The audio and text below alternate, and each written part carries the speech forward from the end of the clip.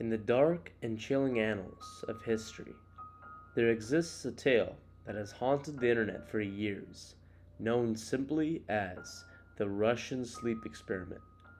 It begins in the heart of the Soviet Union during the 1940s, where a top secret government experiment, known only to a select few, was being conducted.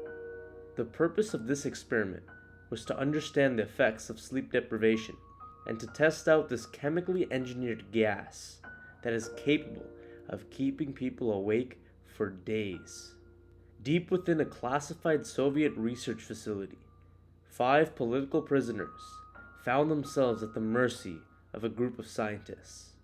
These prisoners had been deemed to be enemies of the state during World War II. Rather than facing execution immediately, they were offered an alternative. Little did they know that these unfortunate souls would be the subjects of a macabre experiment, one that would push the boundaries of human endurance with the promise of earning their freedom from incarceration. Only, there was no genuine intent to follow through with this promise. The scientists had developed an experimental gas, a potent stimulant, that would keep the prisoners awake for an extended period of time of 30 days.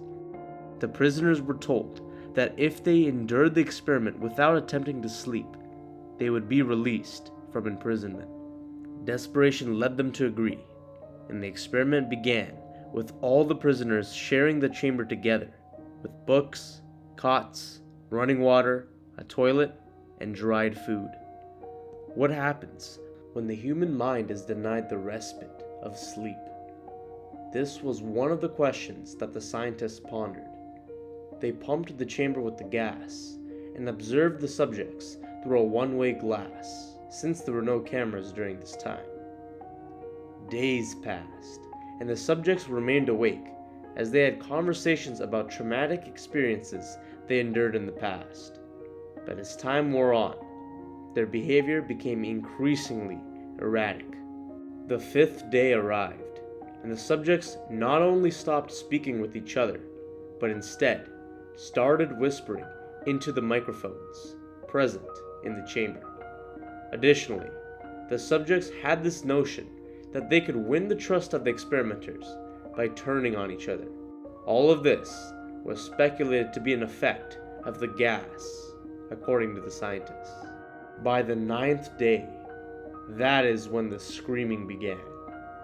One subject ran throughout the entire chamber, screaming at the top of his lungs for 3 hours straight. Eventually, they were only able to let out occasional squeaks as they tore their vocal cords. None of the other subjects reacted until shortly after, when another subject started to scream as well, while the rest ripped the books apart and smeared the pages with their own feces, using them to cover the porthole openings. The screaming and whispering stopped, and after 3 days passed, the scientists checked the microphones regularly to ensure their proper function, as it was hard to imagine no sound was being made from the 5 people inside the chamber. While the thought crossed their minds that the subjects were dead, the amount of oxygen consumption in the chamber indicated otherwise, that they were intaking enough oxygen to suggest they were indeed very much alive while conducting strenuous exercise. The morning of the 14th day arrived, and in an attempt to provoke a reaction from the subjects, the scientists used the intercom to communicate to the subjects that they would be entering the chamber to test the microphones. They demanded the subjects to step away from the door, lie flat on the floor, or they would be shot. Should they comply, one of the subjects will be granted their freedom immediately. In response, the subjects replied, "We no longer want to be freed." On the 15th day, the scientists turned off the gas and entered the chamber, only to discover a horrific scene. They found that the 4 surviving subjects had committed extreme mutilation and disembowelment on themselves, while engaging in cannibalism on the second subject that was now dead. At this point, enough was enough, and the scientists wished to remove the subjects from the chamber, apparently against their will, as the 4 subjects pleaded to be left inside the chamber while the gas still runs. They were so insistent on staying that they killed one soldier by ripping their throat out and severely injuring another while they were being forced out. During the struggle, one of the subjects bled out after rupturing their spleen. After the subjects were removed, they seemed to acquire extraordinary strength and never before seen resistance to anesthesia, despite the experiment being seen as a failure by the researchers by not accomplishing their goal. Their military commander thought otherwise and ordered to have the experiment continue against the will of the scientists. When the subjects found out that they were going back into the chamber, they refrained from putting up any struggle. This time, they were hooked up to EEG monitors to have their brainwaves tracked, where it was found out that the subjects were experiencing brief bouts of flatlines, as if they were repeatedly experiencing brain death. And death came shortly after for another subject, as they nodded off to sleep next to a pillow, and their hearts stopped immediately. 2 subjects remained, and as a way of replacing the other 3 dead subjects to further commit to the experiment, the military commander ordered 3 researchers to be in the chamber as well. One of the researchers drew their gun and shot the commander along with one of the subjects in their heads. That same terrified researcher explained that he refused to be locked inside with monsters that can no longer be considered people, and asked the last subject, "What are you?"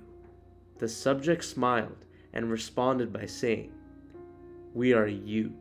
We are the madness that lurks within you all, begging to be free at every moment in your deepest animal mind. We are what you hide from in your beds every night. We are what you sedate into silence and paralysis when you go to the nocturnal haven where we cannot tread." Essentially, the subject identified themselves as an inherent evil that resided in all human beings, an evil that is kept in check with sleep. And his last words, "so nearly free," were what he muttered as he died from a gunshot to the heart.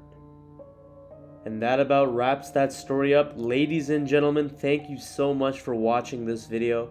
I hope you enjoyed this short synopsis of the Russian sleep experiment, which, contrary to what many people believe to be a real-life incident, it actually originates as a creepypasta story written by the user Orange Soda. Their real name is unknown, but I still have to give credit where credit is due to the author, and I will provide a link to the full creepypasta story in the description. I also want to bring up the fact that at the time of recording this video, we have over 330 subscribers, which is pretty cool. So I just want to take some time to recognize that achievement and start building our Terror Tales community together. Part of that involves me reaching out to you guys, finding out what you want me to make videos about by generously offering suggestions on what you want to see, as well as liking and commenting, which you've been doing a tremendous job too. So once again, thank you all for watching, and I will see you in the next video.